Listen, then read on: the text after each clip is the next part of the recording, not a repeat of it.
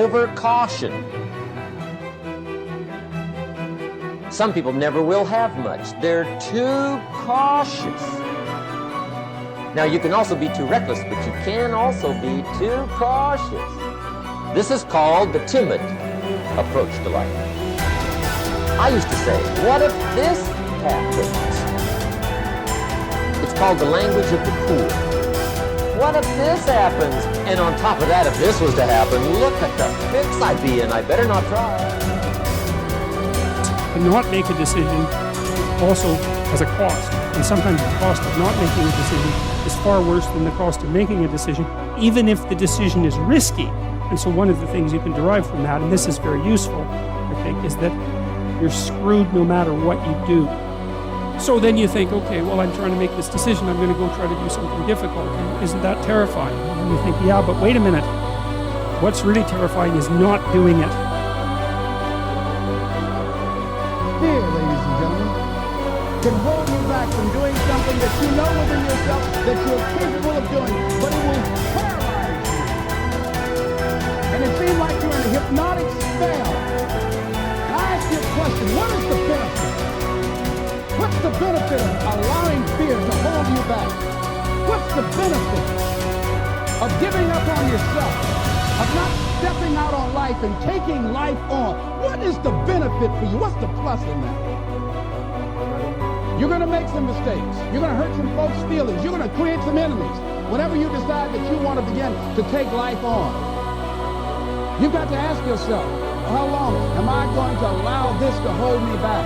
I like what Zig Ziglar says. He said, fear is false evidence appearing real. That is an illusion that we create in our mind. It is a state of mind that can be changed. The first thing you've got to realize is that most of the fear that you have isn't a reality. It's just built up in your head. So what you need to do to overcome your fear is to go and face it, go and look at it, go on the attack, move towards it. That's what you need to do if you're afraid of something. Don't hide from it. The more you hide from it, the scarier it gets. Don't allow that to happen. Instead, confront it, face it, and get out. You know, if you take people, and I told you this, and you expose them voluntarily to things that they are avoiding and are afraid of, and that they know they need to overcome in order to meet their goals, their self-defined goals. If you can teach people to stand up in the face of the things they're afraid of, they get stronger. And you don't know what the upper limits to that are, because you might ask yourself, like, if for 10 years, if you didn't avoid doing what you knew you needed to do, by your own definitions, right, within the value structure that you've created, to the degree that you've done that, what would you be like?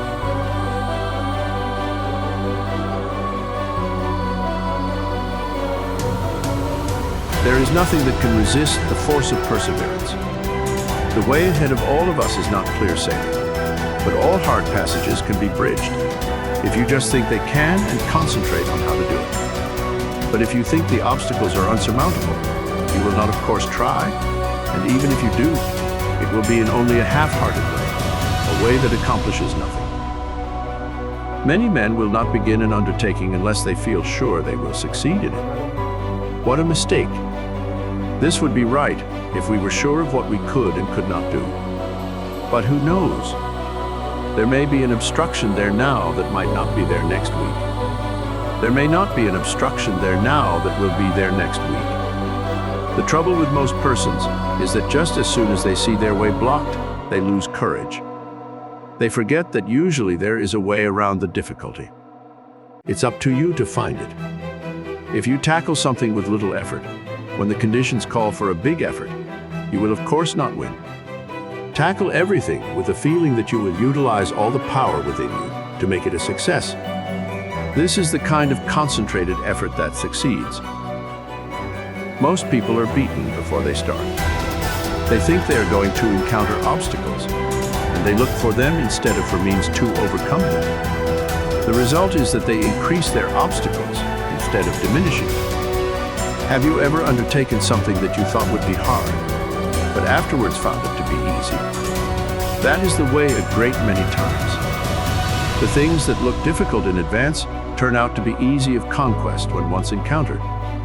So start out on your journey with the idea that the road is going to be clear for you, and that if it is not, you will clear the way. All men that have amounted to anything have cleared their way, and they did not have the assistance that you will have today. The one great keynote of success is to do whatever you have decided on. Don't be turned from your path, but resolve that you are going to accomplish what you set out to do. Don't be frightened of the few rebuffs, for they cannot stop the man that is determined, the man that knows in his heart that success is only bought by tremendous resolution, by concentrated and wholehearted effort.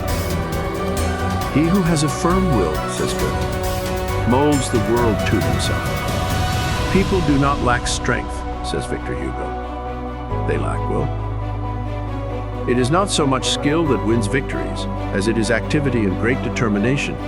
There is no such thing as failure for the man that does his best. No matter what you may be working at the present time, don't let this make you lose courage. The tides are continually changing, and tomorrow or some other day, they will turn to your advantage if you are a willing and are an ambitious worker. There is nothing that develops you and increases your courage like work. If it were not for work, how monotonous life would at last become? So I say to the man that wants to advance, don't look upon your present position as your permanent one. Keep your eyes open and add those qualities to your makeup that will assist you when your opportunity comes. Be ever alert and on the watch for opportunities. Remember, we attract what we set our minds on. If we look for opportunities, we find them. If you are the man you should be, someone is looking for you to fill a responsible position. So when he finds you, don't let your attention wander. Give it all to him.